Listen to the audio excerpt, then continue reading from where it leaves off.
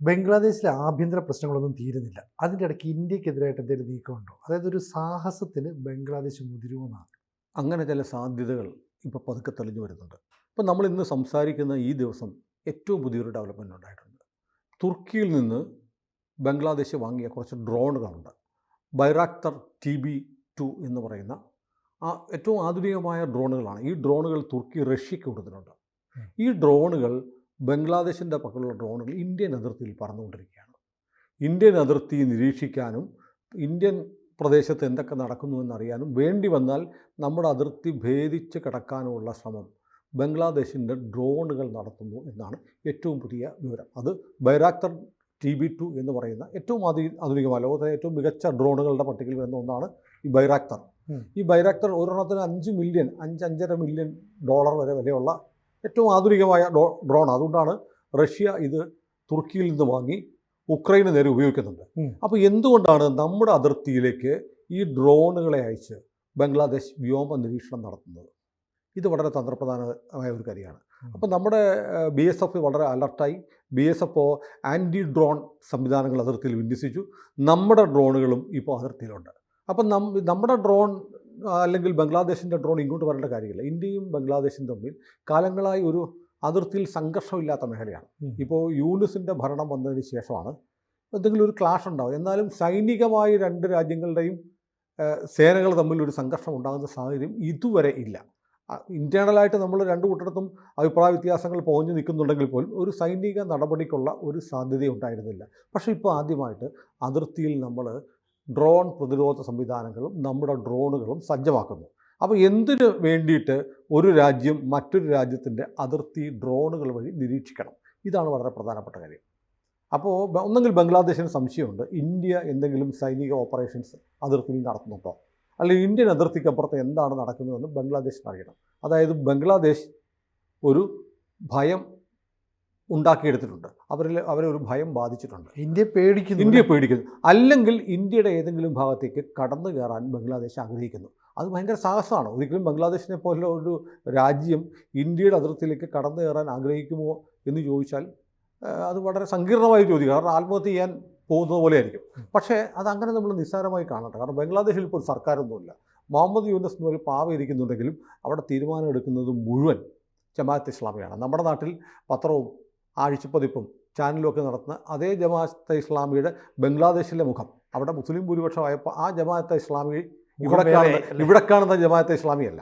അപ്പോൾ നമ്മുടെ നാട്ടിലും ഈ മുസ്ലിം അല്ലെങ്കിൽ ജമാഅത്തെ ഇസ്ലാമിയെ സപ്പോർട്ട് ചെയ്യുന്ന മതവിഭാഗം ഭൂരിപക്ഷമായാൽ ഈ ജമാഅത്തെ ഇസ്ലാമിയും എങ്ങനെയാകുമെന്ന് ആശങ്കപ്പെട്ടാൽ അതിന് അത്ഭുതമൊന്നും പറയാനില്ല. അതവിടെ നിൽക്കട്ടെ. ഇപ്പോൾ മറ്റൊരു വാർത്ത പ്രധാനമായും പറയുന്നത് പാകിസ്ഥാൻ ആർമിയുടെ ഒരു വിഭാഗം ഇപ്പോൾ ബംഗ്ലാദേശിലുണ്ട്. എന്തിന്? കാരണം പാകിസ്ഥാനുമായി ഒരു കാലത്തും യോജിക്കാൻ കഴിയാത്ത ഒരു രാജ്യമായിരുന്നു ബംഗ്ലാദേശ്. കാരണം കിഴക്കൻ പാകിസ്ഥാൻ്റെ ഭാഗമായിരുന്ന ബംഗ്ലാദേശ് ഈ ഇന്നത്തെ ബംഗ്ലാദേശിൻ്റെ ഭൂവിഭാഗത്തിൽ പെട്ട ജനങ്ങളെ വല്ലാതെ ദ്രോഹിച്ചപ്പോഴാണ് അവർ മുജീബ് റഹ്മാൻ്റെ നേതൃത്വത്തിൽ ഒരു സ്വാതന്ത്ര്യ സമരം ഉണ്ടാക്കി ബംഗ്ലാദേശ് സ്വാതന്ത്ര്യം നേടുന്നത്. ഇന്ത്യക്ക് വേണ്ട 4000-ഓളം ഭടന്മാരെ നഷ്ടമായി. അപ്പോൾ ഇന്ത്യ വാങ്ങിച്ചു കൊടുത്ത സ്വാതന്ത്ര്യമാണ്. പാകിസ്ഥാനോടുള്ള അവിടുത്തെ ജനങ്ങളുടെ വൈരത്തിൻ്റെ ഭാഗമായി അവരുടെ പീഡനങ്ങളിൽ പൊറുതിമുട്ടിയാണ് മുക്തിബാഹിനി എന്ന് പറയുന്ന ബംഗ്ലാദേശി സേന, സ്വാതന്ത്ര്യ സമര സേന, ഇന്ത്യൻ ആർമിയും കൂടെ ഉണ്ടായിരുന്നു, ബംഗ്ലാദേശിനെ പാകിസ്ഥാനിൽ നിന്ന് വേർതിരിച്ചെടുത്തത്. അതിനുശേഷം ഇപ്പോൾ പാകിസ്ഥാൻ ആർമിയുടെ ഒരു ട്രൂപ്പ് ഇപ്പോൾ ബംഗ്ലാദേശിലെത്തിയിരിക്കുന്നു. അവരെന്തായിരിക്കും അവിടെ ചെയ്യാൻ പോകുന്നത്? തീർച്ചയായും ഗൂഢാലോചനയുണ്ട്. കാരണം ഇനിയിപ്പോൾ പാകിസ്ഥാൻ്റെ മണ്ണിൽ നിന്ന് കാര്യമായി ഇപ്പോൾ നേരിട്ടുള്ള ആക്രമണമൊന്നും ഇന്ത്യ ആയിട്ടില്ല. നേരത്തെ ഷെല്ലാക്രമണമൊക്കെ ഉണ്ടായിരുന്നു. ഇനി ഒരു പക്ഷേ ഇത് ബംഗ്ലാദേശ് മണ്ണിൽ നിന്ന് ആവർത്തിക്കാൻ പാകിസ്ഥാൻ ആഗ്രഹിക്കുന്നുണ്ടോ? ഓർക്കുന്നുണ്ട് നമ്മുടെ ഇസ്രയേലും ഇറാനുമായിട്ടുള്ള ടെൻഷൻ. ഇറാനിൽ കയറി ഇസ്രയേൽ അടിച്ചു കഴിഞ്ഞപ്പോൾ ഖമനൈ എന്താ പറഞ്ഞത്? ഇറാഖിലുള്ള ഞങ്ങളുടെ പിള്ളേർ ഇസ്രയേലിനെ ശരിയാക്കുമെന്ന് പറഞ്ഞു, അവരുടെ മിലിഷ്യ എന്ന് പറയുന്നത് പോലെ. പാകിസ്ഥാൻ ഇപ്പോൾ ഒന്നും ചെയ്യാൻ പറ്റില്ല. എന്നാൽ ഇപ്പോൾ മതമൗലികവാദികളുടെ കയ്യിലാണ് ബംഗ്ലാദേശ്.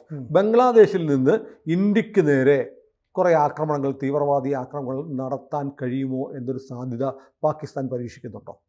സാമ്പത്തികമായിട്ടൊക്കെ തകർന്നിരിക്കുന്ന ഒരു രാജ്യത്ത് നിന്ന് അതൊക്കെ പറ്റുമായിരിക്കും. പാകിസ്ഥാനിലോ IMF-ൽ നിന്നും ചൈനയിൽ നിന്നൊക്കെ കടം മേടിച്ചിട്ട് ആകെ ചെയ്യുന്ന തീവ്രവാദികൾക്ക് വേണ്ടി പണം ചെലവാക്കിക്കൊണ്ടിരിക്കുകയാണ്. അത് അവരുടെ ജിഹാദ് എന്ന് പറയുന്നത് അവരുടെ ലക്ഷ്യമാണ്. ഇത് വെറുതെ പറയുന്നതല്ല. കാരണം സമീപകാലത്ത് ഇന്നലെ ബംഗാൾ അസംബ്ലിയിലുണ്ടായ ഒരു കാര്യം സമീപകാലത്തെ ചില സംഭവങ്ങളുമായിട്ട് കൂട്ടിച്ചേർത്ത് വായിക്കണം. അത് ബംഗ്ലാദേശ് സൈന്യത്തിലെ റിട്ടയർഡ് ഉദ്യോഗസ്ഥന്മാർ, ബംഗ്ലാദേശിലെ ജമാഅത്തെ ഇസ്ലാമി ഉൾപ്പെടെയുള്ള ഇസ്ലാമിക ഫണ്ടമെൻ്റൽ തീവ്രവാദ സംഘടനകളുടെ ആളുകൾ അവരൊക്കെ പറയുന്ന ചില കാര്യങ്ങൾ ശ്രദ്ധിച്ചായിരുന്നു. ഒന്ന്, ബംഗ്ലാദേശ്, വിശാല ബംഗ്ലാദേശ് വേണം. ബംഗാൾ, ഒഡീഷ, ബീഹാർ 3 സംസ്ഥാനങ്ങൾ പിടിച്ചെടുക്കണം.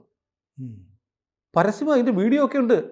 ബംഗ്ലാദേശ് വികസിപ്പിക്കണം, ഇന്ത്യയുടെ 3 സംസ്ഥാനങ്ങളെ ബംഗ്ലാദേശിൻ്റെ ഭാഗമാക്കണം. ഡൽഹി വരെ നമുക്ക് ചെങ്കോട്ടയിൽ ബംഗ്ലാദേശിൻ്റെ കൊടി പാറിക്കണം എന്നൊക്കെ പറയുന്നത് അവിടുത്തെ മതമൗലികവാദി നേതാക്കന്മാർ മാത്രമല്ല, വിരമിച്ച സൈനിക ഉദ്യോഗസ്ഥരും പറയുന്നു. അപ്പോൾ ഒരു ആക്ഷൻ പ്ലാൻ അല്ലെങ്കിൽ ഒരു ആഗ്രഹമെങ്കിലും ബംഗ്ലാദേശികളുടെ കയ്യിൽ ഇപ്പോൾ ഉണ്ട്. കാരണം അവിടെ ഈ പറയുന്ന പോലെ അഫ്ഗാനിസ്ഥാനിലുള്ളതുപോലെ പാകിസ്ഥാനിലുള്ളതുപോലെ ഫണ്ടമെൻ്റലിസ്റ്റുകൾക്ക്, മത മൗലികവാദികൾക്ക്, കൊടും ഭീകരർക്ക്, വർഗീയവാദികൾക്ക് ഭരണം കിട്ടിയിരിക്കുക. അവരെന്ത് സാഹസവും കാണിക്കും. കാരണം അവരുടെ ജീവിതം ആരംഭിക്കുന്നത് ഈ ഭൂമിയിലല്ലോ, മരണാനന്തരമാണ് അവരുടെ ജീവിതം ആരംഭിക്കാൻ പോകുന്നത്. അതുകൊണ്ട് എന്ത് സാഹസത്തിനും മടിക്കാത്ത ആളുകളാണ് ഈ തീവ്രവാദികൾ. അപ്പോൾ ഇന്നലെ ബംഗാൾ അസംബ്ലിയിൽ ഇത് സംബന്ധിച്ച് മമത ഒരു പ്രസംഗം നടത്തി. നമ്മുടെ പത്രങ്ങളിലൊന്നുമില്ല കേട്ടോ. നമ്മുടെ പത്രങ്ങളിൽ അത് കൊടുത്തു കഴിഞ്ഞാൽ ഇവിടുത്തെ ഇസ്ലാമിസ്റ്റുകൾക്ക് പൊള്ളുന്നുണ്ടായിരിക്കും. മമത എന്തായാലും കഴിഞ്ഞ കുറച്ച് ദിവസമായി മമതയുടെ കാലിനടിയിലെ മണ്ണ് ചോർന്നു പോകുമെന്ന് അറിയാവുന്നതുകൊണ്ടായിരിക്കാം ബംഗ്ലാദേശിനെതിരെ കടുത്ത ഭാഷയിൽ മമത പ്രതികരിക്കുന്നുണ്ട്. അവിടെ ഹിന്ദുക്കൾക്ക് നേരെയുള്ള ആക്രമണം അവസാനിപ്പിക്കണം, അവിടെ ദേവാലയങ്ങൾ ആക്രമിക്കുന്നത് അവസാനിക്കണം, ക്ഷേത്രങ്ങൾ സംരക്ഷിക്കണം എന്നൊക്കെ മമത പറയുന്നുണ്ട്. കാരണം ഒരുപാട് ഹിന്ദുക്കൾക്ക് ബംഗ്ലാദേശിൽ താല്പര്യങ്ങളുണ്ട്, അവരുടെ ബിസിനസ്സുണ്ട്, അവരുടെ ബന്ധുക്കളുണ്ട്. അപ്പോൾ അവരെ പിണക്കിയിട്ട് മമതയ്ക്ക് മുന്നോട്ട് പോകാൻ പറ്റില്ല. അതുകൊണ്ടാണ് മുസ്ലിമുകൾക്ക് അത്ര ഇഷ്ടപ്പെട്ടില്ലെങ്കിൽ പോലും ബംഗ്ലാദേശിലെ ഹിന്ദുക്കൾക്ക് വേണ്ടി കുറച്ച് വർത്തമാനം പറയാൻ മമത തയ്യാറാവുന്നു. മമത ഇന്നലെ അസംബ്ലിയിൽ പറഞ്ഞതെന്നറിയാമോ? ബീഹാർ, ഒഡീഷ, ബംഗാൾ നിങ്ങളങ്ങ് പിടിച്ചെടുക്കുമെന്നല്ലേ പറഞ്ഞേ. അപ്പോൾ ഞങ്ങളെന്ത് ലോലിപ്പോപ്പ് ചപ്പിക്കൊണ്ടിരിക്കുമെന്ന്, ഞങ്ങളപ്പോൾ ലോലിപ്പോപ്പ് തിന്നുകൊണ്ടിരിക്കും, അത് നക്കിക്കൊണ്ടിരിക്കുമെന്ന് ബംഗ്ലാദേശികളെ നിങ്ങൾ കരുതരുത് എന്ന് പറഞ്ഞാൽ എന്താണ്? അടിച്ച് തന്നെ പൊളിയാക്കുമെന്നാണ് പറഞ്ഞത് അല്ലേ? തൊട്ടാൽ എങ്ങനെയായിരിക്കും? ഞങ്ങളുടെ ഇന്ത്യയിലെ 3 സംസ്ഥാനങ്ങൾ നിങ്ങളങ്ങ് പിടിച്ചെടുക്കാമെന്ന് വിചാരിച്ചാൽ നമ്മൾ ലോലിപ്പോപ്പ് കഴിച്ചുകൊണ്ടിരിക്കത്തില്ല എന്ന് നിങ്ങൾ ഓർക്കണം എന്ന് മമത പറയുന്നു. സംഭവം മനസ്സിലാക്കുക. അപ്പോൾ മമതാ ബാനർജി എന്ന് പറയുന്ന TMCയുടെ മുഖ്യമന്ത്രി എക്കാലത്തും മുസ്ലിമുകളെ ഇങ്ങനെ പ്രീണിപ്പിച്ച് അവർക്ക് വേണ്ടി എന്തു വിട്ടുവീഴ്ചയ്ക്കും വേണ്ടി വന്ന നവരാത്രി ആഘോഷങ്ങൾ പോലും, ദുർഗാപൂജ പോലും തടയാൻ തയ്യാറായിരുന്ന മുഖ്യമന്ത്രിയാണ് മമതാ ബാനർജി. മമത വല്ലാതെ മാറിയിരിക്കുന്നു. ഈ ഒരു വിഷയത്തിലെങ്കിലും, ബംഗ്ലാദേശ് വിഷയത്തിലെങ്കിലും ഹിന്ദുക്കൾക്ക് നേരെ നടത്തുന്ന അക്രമങ്ങളെ, ക്ഷേത്രങ്ങൾ കത്തിക്കുന്നതിനെതിരെ മമത നിലപാടെടുക്കുകയും നിങ്ങൾ ഇന്ത്യൻ ടെറിട്ടറി, ഇന്ത്യയിലെ 3 സംസ്ഥാനങ്ങൾ പിടിച്ചെടുക്കുകയാണെങ്കിൽ ഞങ്ങൾ കാണിച്ചു തരാം, അതൊക്കെ നിൻ്റെയൊക്കെ സ്വപ്നമാണെന്ന് അസംബ്ലി പറയുന്നു. അപ്പം ബംഗ്ലാദേശിലെ എന്തോ കാര്യങ്ങൾ മമത അറിയുന്നുണ്ട്. മമത വഹിക്കുന്നത് ഒരു വലിയ അഭയാർത്ഥി പ്രവാഹം ഉണ്ടായാൽ അത് ബംഗാളിലേക്കാണ് ഏറ്റവും എളുപ്പം കയറി വരും. ബംഗാളിലേക്കും ആസാമിലേക്കും വരാനാണ് ഏറ്റവും എളുപ്പം. അതുകൊണ്ട് ബംഗാളിലേക്ക് ഒരു അഭയാർത്ഥി പ്രവാഹം ഉണ്ടായാൽ മമതയുടെ ഉദ്ദേശം അത്ര നിഷ്കളങ്കമൊന്നുമല്ല. അപ്പം ബംഗ്ലാദേശിൽ 1.5 കോടിക്കടുത്ത് 1.8 മറ്റോ ഉണ്ട് ഹിന്ദുക്കൾ. ഇത്രയും ഹിന്ദുക്കൾ കൂട്ടത്തോടെ പലായനം ചെയ്ത് വന്ന ബംഗാളിലേക്ക് വന്നാൽ ബംഗാളിൻ്റെ ഡെമോഗ്രാഫി അങ്ങ് മാറിപ്പോകും. അപ്പം വിചാരിക്കുന്ന കാര്യങ്ങൾ നടക്കും. ഇപ്പം മമത കളിക്കുന്ന മുസ്ലിം കാർഡിന് കളിക്കാൻ പറ്റില്ല. അപ്പോൾ ഒരു 5 ലക്ഷമോ 10 ലക്ഷമോ ഹിന്ദുക്കൾ ബംഗ്ലാദേശിൽ നിന്നുകൂടി പശ്ചിമ ബംഗാളിലേക്ക് വരുന്നു. ഇന്ത്യ ഗവൺമെൻറ് CAA പ്രകാരം അവർക്ക് പൗരത്വം കൊടുക്കാൻ തീരുമാനിക്കുന്നു. അവരെ ബംഗ്ലാദേശിലെ വിവിധ ജില്ലകളിൽ ഓരോ 5000-10,000 പേരെ വെച്ച് താമസിപ്പിക്കുന്നു. മമതയുടെ ഇതുവരെയുള്ള മുസ്ലിം കളി അങ്ങോട്ട് മാറും, കാർഡ് മാറും. മമത ഇപ്പം ഈ റോഹിംഗ്യൻസിനെയും ബംഗ്ലാദേശിൽ നിന്നുള്ള മുസ്ലിങ്ങളെയൊക്കെ കൂട്ടിച്ചേർത്ത് അവർക്ക് ആധാർ കാർഡും ഒക്കെ കൊടുത്ത് അവർക്ക് വോട്ടവകാശം കൊടുത്ത് നിർത്തിക്കൊണ്ടിരിക്കുകയാണല്ലോ. അതേ കളി തിരിച്ച് നരേന്ദ്രമോദി കളിച്ചാലോ? മമതയുടെ ആഫീസ് കൂടും. അതുകൊണ്ടായിരിക്കാം മമത ഇപ്പം അരുത്, ഞങ്ങളുടെ അതിർത്തി തുറക്കരുത്, ഇന്ത്യക്കാരെ തൊട്ട് പോലും അല്ല, കേൾക്കും പെട്ടെന്ന് ഒരു ദേശീയബോധം ഒന്നുമല്ല. കാരണം മമത ഭയപ്പെടുന്നത് ഹിന്ദുക്കളായിട്ടുള്ള ആളുകൾ വലിയ തോതിൽ അഭയാർത്ഥി പ്രവാഹം ഉണ്ടായാൽ ഉറപ്പായും ഗവൺമെൻറ് അത് തീരുമാനിക്കുക, ബംഗ്ലാദേശിൽ നിന്ന് വരുന്ന ഹിന്ദുക്കൾ ബംഗാളിലിരിക്കട്ടെ എന്ന് തീരുമാനിച്ചാൽ മമതയ്ക്കൊന്നും പറയാൻ പറ്റില്ല, ഒന്നും ചെയ്യാൻ പറ്റില്ല. അത് മമതയുടെ അധികാരത്തിൽപ്പെട്ടതല്ല. അഭയാർത്ഥികളെ സ്വീകരിക്കണോ വേണ്ടേ എന്നുള്ളത് ഗവൺമെൻറ് ഓഫ് ഇന്ത്യയുടെ, ഭാരത സർക്കാരിൻ്റെ തീരുമാനമാണ്. അവർക്ക് പൗരത്വം കൊടുക്കാൻ അനായാസം കൊടുക്കാൻ പറ്റും, CAA ഉള്ളതുകൊണ്ട്. അപ്പോൾ അങ്ങനെ അവരെ കൊണ്ടുവന്ന് ബംഗ്ലാദേശിൽ നിന്ന് ബംഗാളിൽ കൊണ്ടുവന്നാൽ തൻ്റെ രാഷ്ട്രീയ ഭാവിയെ ബാധിക്കുമോ എന്നുള്ള ആശങ്ക കൂടി മമതയ്ക്കുണ്ടാവാം. അതവിടെ നിൽക്കട്ടെ, നമ്മുടെ രാഷ്ട്രീയം മാറ്റി വെക്കാം. പക്ഷേ എന്തുകൊണ്ടാണ് ഈ നിസാരമായ കരുത്തുള്ള ഏതാണ്ട് 1 ലക്ഷം പേരൊക്കെ, 1 ലക്ഷം പോലും ഇല്ല, 50,000 പേരോ 50,000 പേര് അവരുടെ BGB എന്ന് പറഞ്ഞ ബോർഡർ ഗാർഡ് എന്ന് പറഞ്ഞ സെക്യൂരിറ്റി ഗാർഡ് ഉൾപ്പെടെ ഏതാണ്ട് അത് ഉൾപ്പെടെ ഏതാണ്ട് 1,00,000 പേരെ മറ്റാണ് ബംഗ്ലാദേശിൻ്റെ പാരാമിലിറ്ററി മിലിറ്ററി ഉള്ള ആകെ മൊത്തമുള്ള സ്ട്രെങ്ത്. അത് വെച്ചിട്ട് ഏതാണ്ട് 12 ലക്ഷം സൈനികർ കരസേന മാത്രമുള്ള ഇന്ത്യയോട് മുട്ടാനൊക്കെ ബംഗ്ലാദേശ് ആലോചിക്കുമെന്ന് പറഞ്ഞാൽ അത്ഭുതകരമായ ഒരു ദിവാസ്വപ്നമാണ്. അപ്പോൾ ഇതിനിടയ്ക്ക് വേറൊരു കാര്യമുണ്ട്. നമ്മൾ കഴിഞ്ഞ വ്യാഴാഴ്ച ഒരു വാർത്ത പെട്ടെന്ന് വന്നായിരുന്നു. ആസാമിൽ നമ്മുടെ അതിർത്തി ഗ്രാമത്തിൽ ഒരു ക്ഷേത്രം നിർമ്മിച്ചുകൊണ്ടിരിക്കുകയായിരുന്നു. അപ്പോൾ നദി കടന്ന് ബംഗ്ലാദേശിൻ്റെ BGB ബോർഡർ ഗാർഡുകൾ ഒരു ബോട്ടിൽ ഇപ്പുറത്ത് വന്നിട്ട് പറഞ്ഞു, നിങ്ങൾ അമ്പലത്തിൻ്റെ പണി നടത്താൻ പാടില്ല. ഇവിടെ ഒരുമാതിരിപ്പെട്ട എല്ലാ സോഷ്യൽ മീഡിയ ഓൺലൈൻ ചാനലുകളൊക്കെ അത് റിപ്പോർട്ട് ചെയ്തു. നമ്മൾ മാത്രം കൊടുത്തില്ല. നമ്മളത് കൊടുക്കാത്തതിൻ്റെ കാരണം അതിൻ്റെ ജെനുവിനിറ്റിയെക്കുറിച്ചൊരു സംശയം അപ്പോൾ തന്നെ ഉണ്ടായിരുന്നു. അതിൻ്റെ ഒരു ക്ലാരിഫിക്കേഷൻ ഇപ്പോൾ വന്നിട്ടുണ്ട്. അതായത് ഈ അമ്പലത്തിൻ്റെ പണി തടയാൻ വേണ്ടി ഒരു സ്പീഡ് ബോട്ടിൽ നദി കടന്ന് ഇവിടെ BGBയുടെ ആളുകൾ ഇന്ത്യയിൽ വന്നിട്ട് പറഞ്ഞു, തോക്കൊക്കെ ചൂണ്ടി അമ്പലം പണിതാൽ ഞങ്ങൾ ശരിയാക്കി കളയും.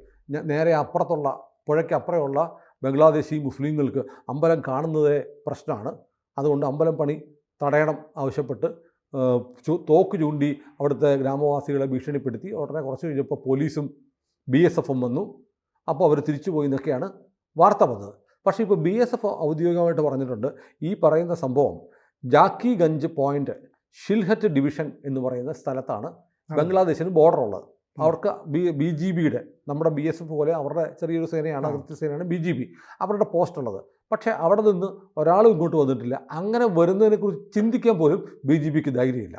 അതുകൊണ്ട് ആ വാർത്ത ഫേക്കാണ് എന്നിപ്പം BSFിൻ്റെ ഒരു ക്ലാരിഫിക്കേഷൻ പറ്റും. അത് വാർത്ത നിർമ്മിച്ചതാണല്ലേ? വാർത്ത നിർമ്മിച്ചതോ അല്ലെങ്കിൽ അവിടെ നിന്ന് ചിലപ്പോഴത്തേക്ക് ആ പുഴയ്ക്കക്കര എന്നിട്ട് അവർ 4 ചീത്തയൊക്കെ വിളിച്ചു വന്നു. അത് ഞാൻ പറഞ്ഞ കഥ പറഞ്ഞപ്പോൾ പിന്നെ അത് അവർ ഇപ്പുറത്ത് വന്നു എന്നായി, ഭീഷണിന്നായി, അങ്ങനെ എന്തെങ്കിലും ആയിരിക്കാം. ഏതായാലും അവർ അത് ഗുരുതരമായ ഒരു വീഴ്ചയാണ്. കാരണം അവർ അതിർത്തിയിൽ നിന്ന് സ്പീഡ് ബോട്ടിൽ ഇന്ത്യയിലേക്ക് കടന്നിട്ട് നമ്മുടെ ആളുകളെ തോക്കി കൊണ്ട് ഭീഷണിപ്പെടുത്തി വിവരം പറഞ്ഞ് നമ്മുടെ BSF വന്നിട്ട് ഓക്കെ ചേട്ടാ ടാറ്റ ഒക്കെ എന്ന് പറഞ്ഞു. അങ്ങനെ ചെയ്യില്ലല്ലോ. അതിർത്തി നമ്മുടെ ടെറിട്ടറിയിലേക്ക് അവർ കയറി നിൽക്കുന്ന കണ്ട BSF ചെയ്യുന്നത് വെടിവെക്കുക എന്നുള്ളത്. പിന്നെ അതിർത്തി ലംഘിച്ച് കയറിയാൽ എന്നിട്ട് നമ്മുടെ ആളുകളെ ഭീഷണിപ്പെടുത്തിയാൽ ഒരു സ്പീഡ് ബോട്ടിൽ പറഞ്ഞാൽ 5 പേരോ 6 പേരോ വന്നിട്ടുണ്ടാവും. അവർ നമ്മുടെ അതിർത്തി വന്നിട്ട് ഇന്ത്യക്കാർക്ക് നേരെ തോക്ക് ചൂണ്ടിയാൽ അവിടെ BSF എത്തി ഇവരെ പറഞ്ഞയച്ചു എന്നൊക്കെയാണ് ചില ഓൺലൈൻ ചാനലുകൾ വന്നത്. അങ്ങനെ ഇവർക്ക് ചായയും പരിപ്പടയും കൊടുത്തിട്ട് BSF പറഞ്ഞു വിടുമോ? അപ്പം തന്നെ പിടികൂടും, പിടിച്ച് അറസ്റ്റ് ചെയ്യും, അല്ലേ, നമ്മുടെ ജയിലിലിറക്കും. പിന്നെ അതൊക്കെയാണ്. അപ്പോൾ ഇത് ഉത്തരവാദിത്തമില്ലാതെ വാർത്ത കൊടുക്കുന്ന ചാനലുകൾക്ക് എന്നും പറയാം. അതുകൊണ്ടാണ് നമ്മൾ കൊടുക്കാതിരുന്നത്. അപ്പോൾ ഇന്ത്യ ബംഗ്ലാദേശ് തമ്മിൽ എന്തൊക്കെയോ സംഘർഷമുണ്ടെന്ന് വരുത്തി തീർക്കുന്ന ഒരു ശ്രമമുണ്ട്. അതിൻ്റെ പശ്ചാത്തലത്തിൽ ഒരുപാട് കള്ളക്കഥകളും ഉണ്ടായി വരുന്നുണ്ട്. പക്ഷേ ഇതിപ്പോൾ ചോദ്യം ഇതാണ്, എന്തിനാണ് പതിവില്ലാതെ ഇന്ത്യൻ അതിർത്തിയിലേക്ക് ബംഗ്ലാദേശ് ഡ്രോണുകളെ അയക്കുന്നത്? ഏതായാലും അതിനുള്ള പ്രതിക്രിയ ഇന്ത്യൻ ആർമി ചെയ്തിട്ടുണ്ട്. വലിയ താമസമില്ലാതെ ഒരു ചെറിയ ക്ലാഷെങ്കിലും ഉണ്ടാവാനുള്ള എല്ലാ സാധ്യതകളും പതുക്കെ ഉരുണ്ടുകൂടുന്നുണ്ട്. ബംഗ്ലാദേശ് ചോദിച്ചു മേടിക്കും. കൂടുതൽ വാർത്തകളും വിശേഷങ്ങളും നിങ്ങളിലേക്ക് എത്താൻ ABC മലയാളം സബ്സ്ക്രൈബ് ചെയ്യുക, ബെൽ ബട്ടണും അമർത്തുക.